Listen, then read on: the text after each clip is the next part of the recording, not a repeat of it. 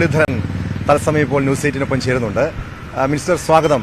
വലിയ ആവേശത്തിലാണ് BJP നേതാക്കളും പ്രവർത്തകരും, പ്രത്യേകിച്ചും പ്രധാനമന്ത്രി നരേന്ദ്രമോദി കഴിഞ്ഞ 2 ആഴ്ചക്കിടെ വീണ്ടും കേരളത്തിലേക്ക് എത്തുന്നു. തീർച്ചയായും അദ്ദേഹത്തിന്റെ ഈ വരവിന് പിന്നിൽ കൃത്യമായ രാഷ്ട്രീയ ലക്ഷ്യമുണ്ട്. BJP എത്രത്തോളം ആവേശത്തോടെയാണ് പ്രധാനമന്ത്രിയുടെ ഈ സന്ദർശനത്തെ കാണുന്നത്?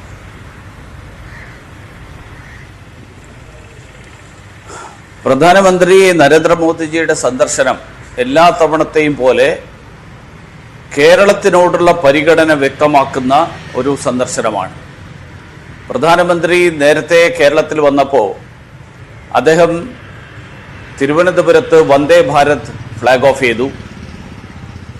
അതോടൊപ്പം അതിനു മുൻപ് അദ്ദേഹം വന്നപ്പോൾ കൊച്ചിയിൽ നമ്മുടെ ദേശീയപാതാ പദ്ധതികളും നമ്മുടെ കേരളത്തിലെ വിവിധ റെയിൽവേ സ്റ്റേഷനുകളുടെ വികസനം ഉൾപ്പെടെയുള്ള പദ്ധതികളുമൊക്കെ അങ്ങനെ 10,000-കണക്കിന് രൂപയുടെ പദ്ധതികളാണ് അന്ന് പ്രഖ്യാപിക്കുകയും തുടക്കം കുറിക്കുകയും ഒക്കെ ചെയ്തത്. ഈ തവണ പ്രധാനമന്ത്രി വരുമ്പോൾ 4,000-ലധികം കോടി രൂപയുടെ പദ്ധതികളുടെ പ്രഖ്യാപനമല്ല, അതിൻ്റെ പ്രവൃത്തി ഉദ്ഘാടനം അതാണ് തുടങ്ങാൻ പോകുന്നത്. കൊച്ചിൻ ഷിപ്പ്യാർഡിൽ ഏതാണ്ട് 3,000-ലധികം കോടി രൂപ, 3,000-ഓളം കോടി പദ്ധതികൾ. കൊച്ചിയിൽ ഒരു ഡ്രൈ ഡോക്ക് യാർഡ്, അതോടൊപ്പം കൊച്ചിയിൽ ഷിപ്പ് റിപ്പയറിംഗ് ഫെസിലിറ്റി ഷിപ്പ്യാർഡിൻ്റെ ഭാഗമായിട്ട്, അതോടൊപ്പം കൊച്ചിയിലെ തുറമുഖത്ത് ഒരു LNG ടെർമിനൽ. ഇതെല്ലാം കൂടി ഏതാണ്ട് 4,000 കോടിയുടെ പദ്ധതികളാണ് പ്രധാനമന്ത്രി നാളെ തുടക്കം കുറിക്കുന്നത്. കേന്ദ്രം കേരളത്തെ അവഗണിക്കുന്നു, കേരളത്തിന് കേന്ദ്രം ഒന്നും തരുന്നില്ല എന്ന് പറഞ്ഞ് കോൺഗ്രസും CPM കൂടി സംയുക്തമായിട്ട് ഡൽഹിയിൽ കേന്ദ്രത്തിനെതിരായിട്ട് സമരം ചെയ്യാനുള്ള തയ്യാറെടുപ്പ് നടത്തുമ്പോൾ പ്രധാനമന്ത്രി അതൊന്നും കണ്ടോ കേട്ടോ എന്നുപോലും എനിക്കറിയില്ല. പക്ഷെ അദ്ദേഹത്തിൻ്റെ സാധാരണഗതിയിൽ തന്നെയുള്ള പ്ലാനിൻ്റെ ഭാഗമായി അദ്ദേഹം കൊച്ചിയിലെത്തുന്നു. അദ്ദേഹം 4,000-ലധികം കോടി രൂപയുടെ പദ്ധതികൾ പ്രഖ്യാപിക്കാൻ പോകുന്നു, തുടക്കം കുറിക്കാൻ പോകുന്നു. അതിൻ്റെ ഫലമായിട്ട് കേരളത്തിനുണ്ടാകുന്ന വലിയ ജോലി സാധ്യതകൾ, പ്രത്യേകിച്ച് ഷിപ്പ് റിപ്പയറിംഗ് ഫെസിലിറ്റി കൊച്ചിയിൽ ആരംഭിക്കുന്നതോടുകൂടി ഏതാണ്ട് 1,000 കോടി രൂപ ചെലവഴിച്ചുകൊണ്ടാണ് ഷിപ്പ് റിപ്പയറിംഗ് ഫെസിലിറ്റി തുടങ്ങാൻ പോകുന്നത്.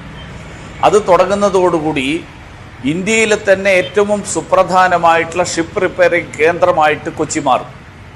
അത് കേരളത്തിന് മുഴുവൻ തന്നെ പ്രയോജനപ്പെടുന്ന ഒരു കാര്യമാണ്.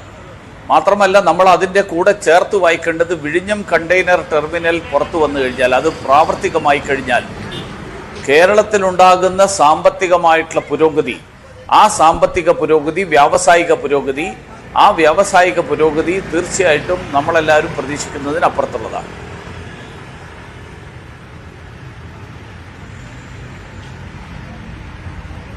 നവകേരള സദസ്സുമായി ബന്ധപ്പെട്ട് ഏറ്റവും അധികം സർക്കാർ ഉന്നയിച്ച ഒരു വാദം എന്ന് പറയുന്നത് കേന്ദ്രവിഹിതം കിട്ടുന്നില്ല എന്നുള്ളതാണ്. ഒരു പടി കൂടി കടന്ന് കൃത്യമായ കണക്കുകളൊക്കെ വെച്ച് തന്നെയാണ് ഈ യാത്രയിലുടനീളം അത്തരത്തിൽ സർക്കാർ കേന്ദ്രത്തെ ആ രീതിയിൽ കുറ്റപ്പെടുത്തി തന്നെയാണ് മുന്നോട്ട് പോയിട്ടുള്ളത്. അത്തരം കാര്യങ്ങളിലൊക്കെയുള്ള ഒരു മറുപടി ഇന്ന് ഉണ്ടാകുമോ അദ്ദേഹത്തിന്റെ ഭാഗത്ത് നിന്ന്, പ്രധാനമന്ത്രിയുടെ ഭാഗത്ത് നിന്ന്?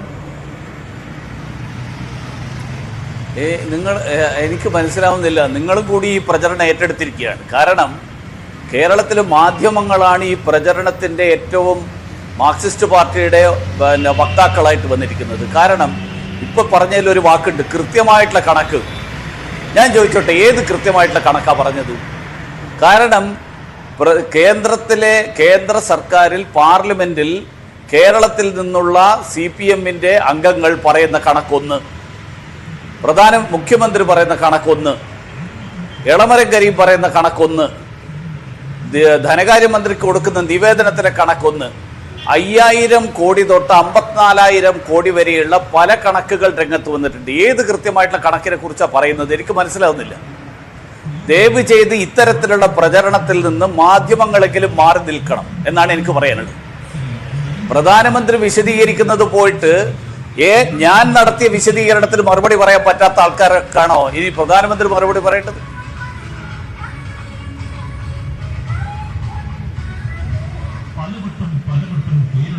മിനിസ്റ്റർ തീർച്ചയായും വ്യക്തമാണ്.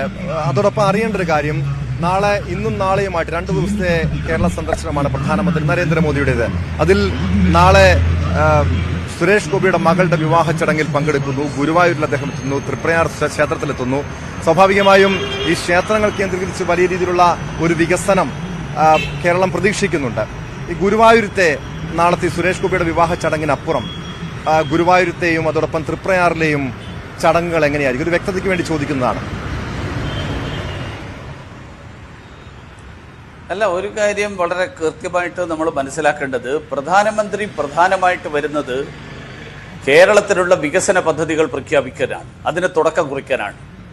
അത് മാധ്യമങ്ങൾക്ക് പരസ്യപ്പെടുത്താൻ താല്പര്യമില്ലെങ്കിൽ അത് ഇരിക്കട്ടെ അങ്ങനെ. കാരണം എന്ന് വെച്ച് കഴിഞ്ഞാൽ ഇത് വിവാഹത്തിൽ പങ്കെടുക്കാൻ വരുന്നു, കൂട്ടത്തിൽ അദ്ദേഹം ഈ ഉദ്ഘാടനം കൂടി നടത്തുന്നു എന്നുള്ള നിലയിലാണ് പലപ്പോഴും നടക്കുന്ന പ്രചരണം. അദ്ദേഹത്തെ നേരത്തെ തന്നെ ക്ഷണിച്ച് ഈ പദ്ധതിയുടെ പ്രഖ്യാപനം 4000-ലധികം കോടിയുടെ പദ്ധതികളുടെ തുടക്കം കുറിക്കൽ, ആ തുടക്കം കുറിക്കൽ കേരളത്തിനുണ്ടാകുന്ന പ്രയോജനവും കേരളത്തിനുണ്ടാകുന്ന വികസനവും അത് ചെറുതാക്കി കാണിക്കാൻ മാധ്യമങ്ങൾ ശ്രമിക്കരുത്. രണ്ടാമത്, തൃപ്രയാർ ശ്രീരാമസ്വാമി ക്ഷേത്രത്തിൽ ദർശനം നടത്തുന്നതിന് വളരെ പ്രാധാന്യമുണ്ട്. കാരണം പ്രധാനമന്ത്രി അയോധ്യയിൽ 22-ാം തീയതി നടക്കുന്ന പ്രതിഷ്ഠാ ചടങ്ങിൽ അതിഥിയായിട്ട് പങ്കെടുക്കുകയാണ്. മാധ്യമങ്ങൾ പ്രചരിപ്പിക്കുന്നത് പോലെ, പ്രതിപക്ഷം പ്രചരിപ്പിക്കുന്നത് പോലെ അദ്ദേഹമല്ല അവിടെ പ്രതിഷ്ഠ നടത്തുന്നത്. അദ്ദേഹം അതിൽ അതിഥിയാണ്. അദ്ദേഹത്തിൻ്റെ സാന്നിധ്യത്തിലാണ് ഈ ചടങ്ങ് നടത്തുക എന്ന് ഇന്നലെ അത് വളരെ വ്യക്തമായിട്ട് പറഞ്ഞു കഴിഞ്ഞു. പക്ഷേ എനിക്ക് പറയാനുള്ളത്, പ്രധാനമന്ത്രി നാലമ്പല ദർശനത്തെക്കുറിച്ച് ഈ കഴിഞ്ഞ ദിവസങ്ങളിൽ അദ്ദേഹം അയോധ്യ സന്ദർശിച്ച സമയത്ത് അദ്ദേഹം പറഞ്ഞിരുന്നതാണ്, അദ്ദേഹം സൂചിപ്പിച്ചിരുന്നതാണ്. കേരളത്തിൽ നാലമ്പല ദർശനം ശ്രീരാമനുമായിട്ട് ബന്ധപ്പെട്ടിട്ടുള്ള, ശ്രീരാമനും ലക്ഷ്മണനും ഭരതനും ശത്രുഘ്നൻ്റെയും ഒക്കെ പ്രതിഷ്ഠകളുള്ള ക്ഷേത്രങ്ങളിൽ ദർശനം നടത്തുന്ന ഒരു രീതി കേരളത്തിലുണ്ട് എന്ന് പറഞ്ഞിരുന്നു. അങ്ങനെയൊരു ക്ഷേത്രത്തിൽ അദ്ദേഹം കേരളത്തിലെത്തുമ്പോൾ നേരിട്ട് ദർശനം നടത്താൻ എത്തുന്നു എന്നുള്ളത് അയോധ്യ കേരളത്തിൽ ഉൾപ്പെടെയുള്ള ജനങ്ങളെ എത്രമാത്രം സ്വാധീനിക്കും എന്ന് പ്രധാനമന്ത്രി അടക്കം തിരിച്ചറിഞ്ഞതിൻ്റെ അടിസ്ഥാനത്തിലാണെന്നുള്ളതാണ് എൻ്റെ വിലയിരുത്തൽ. മിനിസ്റ്റർ, നേരത്തെ ഈ തൃപ്രയാർ സന്ദർശനം അദ്ദേഹത്തിന്റെ ആ പദ്ധതിയിൽ ഈ ഒരു കേരള സന്ദർശനത്തിന്റെ ഭാഗമായിട്ടില്ലായിരുന്നു എന്നാണ് മനസ്സിലാക്കാൻ കഴിഞ്ഞത്. ഈ പ്രാൺ പ്രതിഷ്ഠയുടെ ഭാഗമായിട്ടാണോ ഈ ഒരു ചടങ്ങ് കൂടി, ഈ തൃപ്രയാറിലെ സന്ദർശനം കൂടി സംഘടിപ്പിക്കുന്നത്? അതോ മുൻപ് തന്നെ അത്തരമൊരു നീക്കം ഉണ്ടായിരുന്നോ? അതോടൊപ്പം അറിയേണ്ടത്, ഇത് മിനിസ്റ്റർ തന്നെ സൂചിപ്പിച്ചു, ഈ അയോധ്യ വലിയ രീതിയിൽ വരുന്ന ലോക്സഭാ തെരഞ്ഞെടുപ്പിൽ പ്രത്യേകിച്ചും ഈ ഹിന്ദി ഹൃദയഭൂമിയിലടക്കം ചർച്ച ചെയ്യപ്പെടുന്നുണ്ട്. BJP അതൊരു വലിയ രാഷ്ട്രീയ ആയുധമാക്കുന്നുണ്ട്. കേരളത്തിലും അത് പ്രതിഫലിക്കാനുള്ള സാധ്യതയുണ്ടോ? BJP അങ്ങനെ വലിയ പ്രതീക്ഷ വെക്കുന്നുണ്ടോ അതിൽ?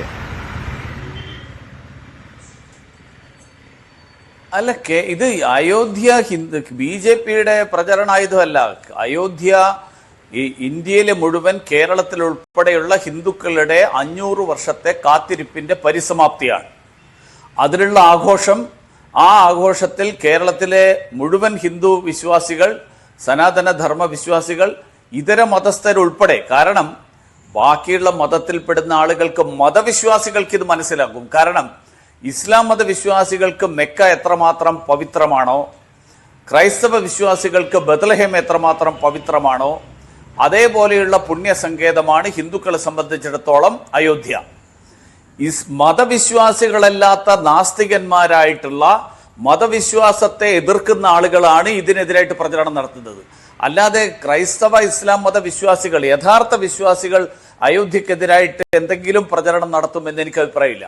അവരെല്ലാവരും വളരെ സന്തോഷത്തിലാണ്. കാരണം അവരുടെയും പൂർവികന്മാരിൽ പെടുന്നതാണ് ശ്രീരാമൻ.